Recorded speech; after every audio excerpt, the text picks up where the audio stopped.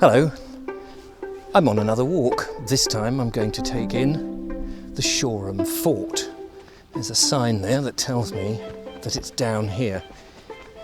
I haven't been to the Shoreham Fort for many years, and I understand that they've been refurbishing it and bringing it back into, well, not into life exactly, not as a fort, but back into how it was. It's a rather splendid representation of one of the fortresses of England here in Shoreham in West Sussex on the south coast. So let's go and have a look at it. Well, I'm down by Shoreham Harbour, and in the 1950s, so I read this morning, the English were slightly worried about the French, and we'd had the Napoleonic Wars, and we'd had all the usual sort of contreterms with the contretemps, whatever it is, with the French, and they were still worried that there was going to be invasions and battles and all the sort of things that the French were doing, and so forts were being built. And in Britain, being an island, we were very conscious about invasion. We'd been invaded by the Normans, we'd had an abortive attempt by the Germans, and we were pretty nervous. Well, because the Germans was later, I'm getting my facts a little bit muddled up. So the fort is behind me. It's on the seafront here. Have a look at that. I've come out on a day, behind me it's threatening rain, and I've got a tiny window to come around and have a look at the fort before it pelts down. And it looks like lots of families have done the same. Now, they have different open days here at the fort. I'm going over some of the footings of it, and then I'm going to take a little trip up on top of the fort. Here, if I give you a quick view of the fort here, completed in 1857, and I'm going to just come up these steps here. 1, 2, 3, 4. It's an interesting example because situated on the fort with gun placements for 6 very large guns, I think rifled guns, so that they could shoot much further. And if I come up here, you'll see that there is a rather good vantage point. It's 15 feet above sea level, apparently. So you could see quite some distance. Behind me here is the rest of the fort. And down below, I don't know if you can see down there, there is a Carnot Wall. We'll have a quick look at the Carnot Wall in a minute and what a Carnot Wall is. Let's just walk along here. This is the second gun emplacement on my left, and then the third, the fourth and the fifth and the sixth all along. During the Second World War, this area was requisitioned by the government, and a searchlight was placed up, and another 6 batteries, or a battery of I think 6 guns, was placed here because, of course, Shoreham, being a port, was a perfect landing point for the Germans. Here we go, we're coming up to the end now. I don't know if I can get back down again. There must be some steps somewhere. Let's have a look. Maybe there are some down here. You can see on the ground here the footings for where originally a gun would have been placed.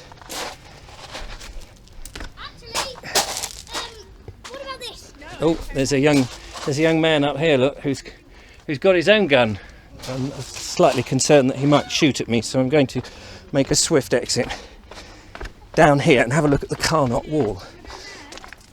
They have, as I say, open days, so you can come round and learn all about it and go inside. It's not an open day today, so I can't actually go inside, but you can come and just wander around, which is rather fantastic. Now, oh look, you can nip in this bit here. This is part of the Carnot Wall and the defence, and in here, as you can probably just see, there is some little windows, narrow windows, a bit like the windows you would get in castles, or arrow loops. If I come along a little bit more here, originally this was 12 foot high, certainly from the outside. I don't know about on the inside, because riflemen would be aimed around here, poking their rifles through in case any of the French boats got in close enough. Let's just keep going around to the other end of the wall. Excuse these young men playing and shooting one another. It's quite a big fortress. As you can see, it's got a rounded top on the very top, which would have made it hard to clamber over if you were the French trying to get in over in the sort of 1850s. But I think I'm not sure that I can get out of this way. All this needs to be dug out, I'm guessing. Actually, I can climb up here if I'm very careful. Whoops a daisy. Try not to slip. I've got my most slippiest shoes on. And there's more down there. Let's come back up to where we were. And now I want to continue my walk because I want to take you away from the fort and onto the west pier at Shoreham. I need to just jump through here. So although I'm not the world's leading knowledgeable chappie about the fort, I just wanted really to show you that it's here.